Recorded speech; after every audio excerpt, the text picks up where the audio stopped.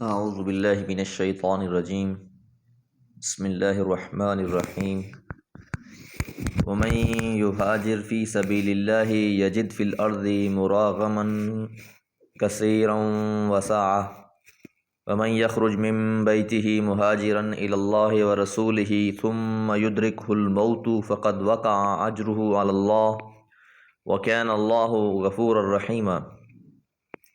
سورۃ النساء آیت نمبر 100۔ ومن یہاجر، اور جو بھی ہجرت کرے، فی سبیل اللہ، اللہ کی راہ میں۔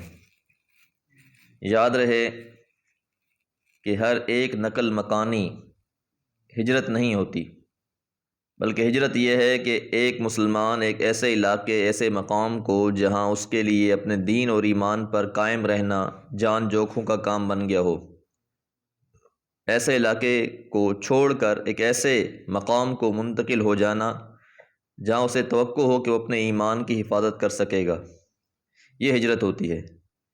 دوسرا یہ کہ اگر دارالسلام موجود ہو، اس کی طرف ہجرت کی راہ باز ہو، کوئی سخت مجبوری بھی نہ ہو، تو ایسے مقام سے ہجرت کر کے دارالسلام میں منتقل ہو جانا واجب ہے، ورنہ ایسے شخص کا ایمان معتبر نہیں ہے۔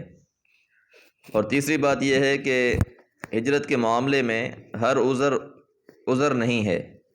معتبر عذر یہ ہے کہ آدمی اتنا بے بس ہو جائے کہ نہ تو اس سے خود کوئی تدبیر بن پا رہی ہو اور نہ اس کے لیے کوئی راہ کھلی ہو، ایسی مجبوری میں بھی اس پر اپنے ایمان کی حفاظت بہرحال لازم ہے، اگرچہ اس کو اصحاب کہف کی طرح کسی غار میں ہی پناہ کیوں نہ لینی پڑی۔ چوتھا یہ کہ ہجرت کا اجر آخرت میں تو ہے ہی ہے، دنیا میں بھی مہاجر کے لیے اللہ تعالیٰ کی طرف سے خاص درجہ فراہم ہوتا ہے۔ اللہ کی زمین اس کے لیے راہیں کھول دیتی ہے اور غیب سے اس کے لیے اسباب و سامان فراہم ہوتے ہیں۔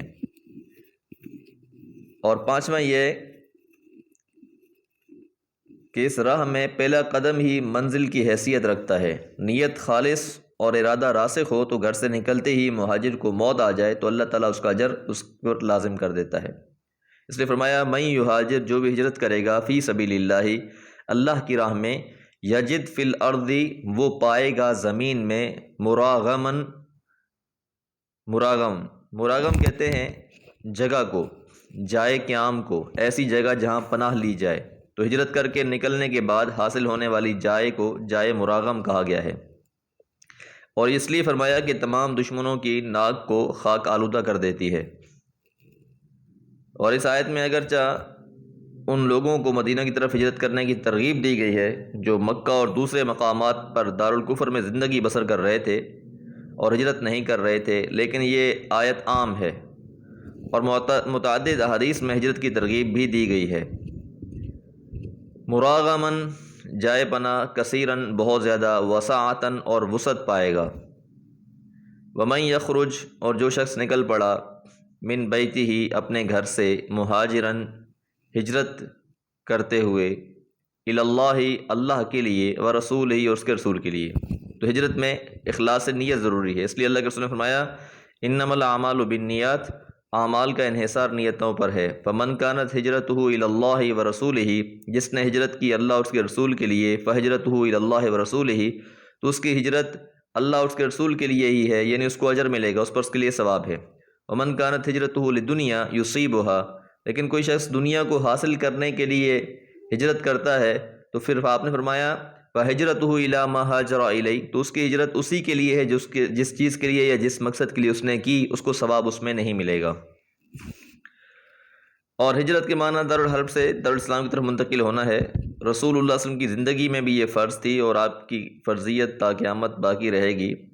جس ہجرت کو رسول اللہ صلی اللہ علیہ وسلم نے لا ہجرت بعد الفتح، یعنی فتح کے بعد ہجرت نہیں ہے کہہ کر منسوخ فرمایا، وہ مکہ یا کسی بھی جگہ سے مدینہ کی طرف ہجرت کرنا ہے۔ یعنی اب خاص مدینہ کی طرف ہجرت کرنے کی جو وہ ایک فضیلت تھی جو اللہ کے پیغمبر کے زمانے میں اصحاب کو تھی، اب وہ اس طرح نہیں ہے۔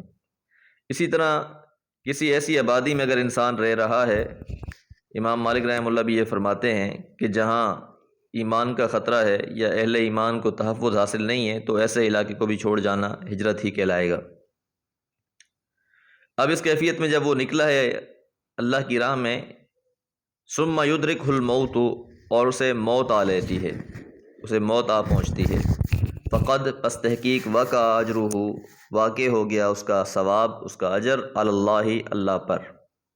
اسی طرح ایک واقعے میں آتا ہے کہ خالد بن حزام رضی اللہ تعالیٰ عنہ جو حبشہ کی طرف ہجرت کر کے نکلے، انہیں ایک سانپ نے ڈس لیا، تو ان کے بارے میں بھی یہ فضیلت کہ انہیں بھی یہ شرف حاصل کہ جو گھر سے نکل پڑا ایک بار تو اس کو وہ شرف حاصل ہو گیا، اگرچہ وہ منزل مقصود پر نہ بھی پہنچ پائے۔